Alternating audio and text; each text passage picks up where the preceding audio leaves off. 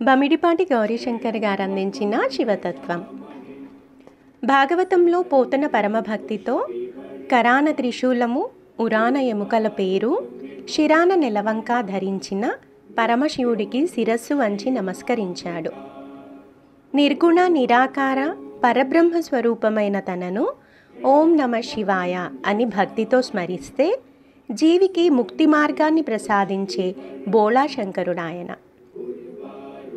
వేదాలు, శృతి, స్మృతులు, పురాణాలను ప్రప్రథమంగా శివుడే బ్రహ్మకు తెలిపాడని ప్రవచనకారులు చెబుతారు.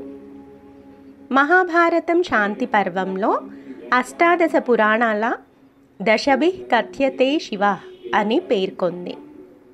శతాధిక గ్రంథకర్త అయిన అప్పయ్య దీక్షితుల వారు అతిచ పశుపతి సర్వ దేవ ప్రకృష్ట, శివుడే సర్వదేవ ప్రకృష్టుడని నిష్కర్షగా చెప్పారు. శివభక్తి విశేషం ఎటువంటిదనే సందేహం ఉన్నవారు 4 ప్రశ్నలు వేసుకోవాలి. నేనెవరిని? ఎక్కడి నుంచి వచ్చాను? ఇక్కడ నా కర్తవ్యం ఏంటి? శరీర పతనానంతరం నా ప్రయాణం ఎక్కడికి? అన్నిటికీ సమాధానం ఒక్కటే, శివుడు సర్వం శివాత్మకం. అనేకానేక సమస్యలు మనిషికి ఎదురైనా, ఎన్ని దేవుళ్లను ప్రార్థించినా ముక్తి కొరకు అవిభాజ్యమైన అర్ధనారీశ్వర తత్వాన్ని ఆశ్రయించాల్సిందే. కామదహనుడైన శివుడు పరమ వైరాగ్య సంపన్నుడు, జ్ఞానాశ్రయుడు. సేవలు, భోగాలు, ఆడంబరాలు, వైభోగాలు అనవసరం ఆయనకు. చెంబుడు నీరు, పిడికెడు మారేడు దళాలు, అనంతమైన అచంచలమైన భక్తి విశ్వాసాలు చాలు. మోక్షమిస్తాడు. శివ అంటే పిలిచావా అని ప్రత్యక్షమవుతాడు.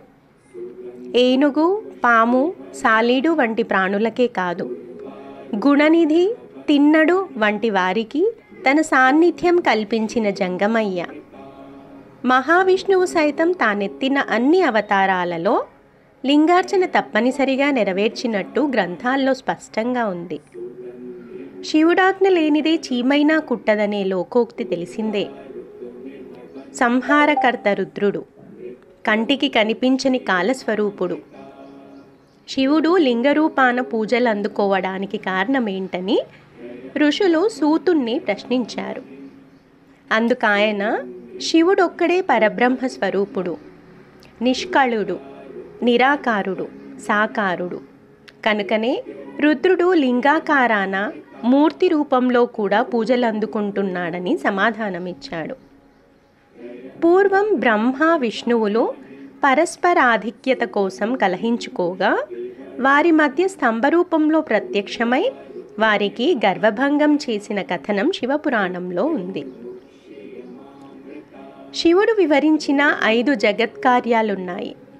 అవి సృష్టి, స్థితి, లయ, తిరోభావం, అనుగ్రహం. పంచభూతాత్మకమైన ప్రకృతికి ఆధారభూమిగా నిలిచి చైతన్య స్వరూపుడుగా శివుడు పై 5 కృత్యాలను నెరవేర్చుతుంటాడు. జ్ఞానసిద్ధి కోసం ఓంకార మంత్రాన్ని జపించమంటారు పండితులు. ఓంకారం ప్రప్రథమంగా శివయ్య ముఖం నుంచే పుట్టింది. పరమశివుడు వాచ్యుడు, అంటే ప్రతి ఒక్కరూ కోరుకుని చేరుకోదగిన గమ్యం. అక్కడికి చేర్చే సాధనం అంటే వాచకం, పంచాక్షరీ మంత్రం. ఎక్కడ ఈ మంత్రం జరుగుతుందో అక్కడ శివుడు ఉంటాడు. ఈ మంత్రోపాసనతో సర్వసిద్ధులు లభిస్తాయి. తుదకు మోక్షప్రాప్తి కలుగుతుంది. అదే శివతత్వం.